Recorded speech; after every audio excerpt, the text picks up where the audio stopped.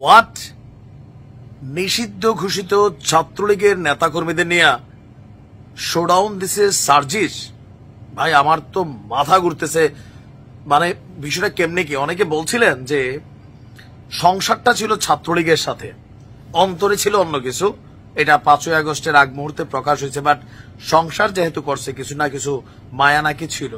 এখন ছাত্রদল নেতা যে অভিযোগ করছেন, ছাত্রদলের সভাপতি সার্জিসে তো ভাই জবাবদিহিতারা কি হবে? আগে চলুন আমরা শুনি কথা। সার্জিস আলমের শোডাউনে নিষিদ্ধ ঘোষিত ছাত্রলীগের চিহ্নিত সন্ত্রাসী এবং জুলাই আগস্টের গণহত্যার আসামিদেরকে দেখা গেছে শিক্ষার্থীদের যথাযথ মূল্যায়ন না করার অভিযোগে উক্ত ছাত্র সংগঠনটি কতিপয় ক্ষমতাশালী নেতা আত্মপ্রকাশের দিনেই বেসরকারি বিশ্ববিদ্যালয়ের শিক্ষার্থীদের সাথে সভাপতির এমন বক্তব্যের জের ধরে এই মুহূর্তে তোলপাড়। ঘটনার প্রেক্ষাপট কি?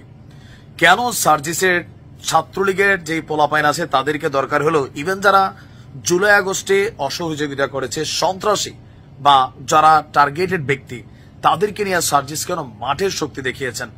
তবে সার্জিস বলছেন ভিন্ন কথা, যে তোমরা টোকাই সন্ত্রাসী বাটপার নিয়ে আমার উপর হামলা চালাইতে গেছো, আমি সইরা গেছিলাম, অন্যদেরকে পিটাইয়া হাসপাতাল পাঠিয়েছো। খেয়াল আছে গত 2 দিন আগে গভীর রাতে প্রাইভেট বিশ্ববিদ্যালয়ে একটা ইফতার অথবা প্রোগ্রামে গিয়েছিলেন সার্জিস। সেখানে তার উপরে এবং তার সতীর্থদের উপরে ছাত্রদল নেতা শাকিলের নেতৃত্বে একদল সন্ত্রাসী টোকায় হামলা চালিয়েছে এমন অভিযোগ যখন সার্জিসের ছিল।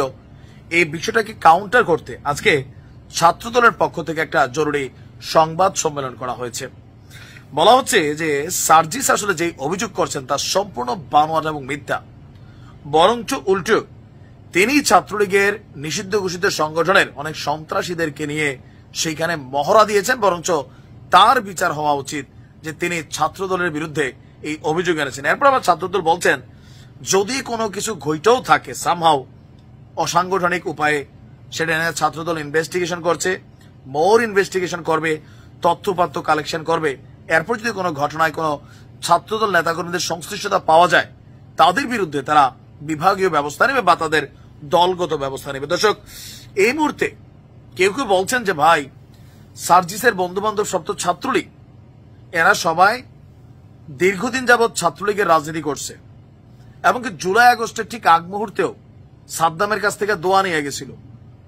এরপরে মাঝখানে প্রেক্ষাপটটা টেকনিক্যালি চেঞ্জ হয়ে গেছে।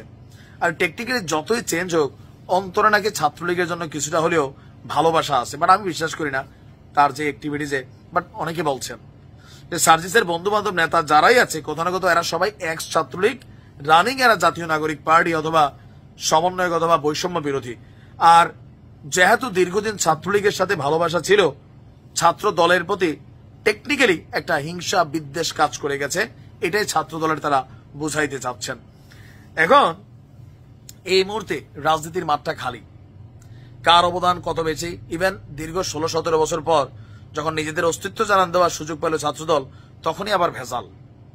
এই সকল কিছুর মধ্যে সার্জিসের বিরুদ্ধে যে অভিযোগ, নিশ্চয়ই তিনি এটা খণ্ডন করবেন। আসলে কি ঘটছে দেশের মাঠে আমরা সবাই খালি অবাক চোখে তাকিয়ে রই, কখন কি ঘটে যায়। দেখি সার্জিস কি রিপ্লাই দেয়। ভালো থাকুন।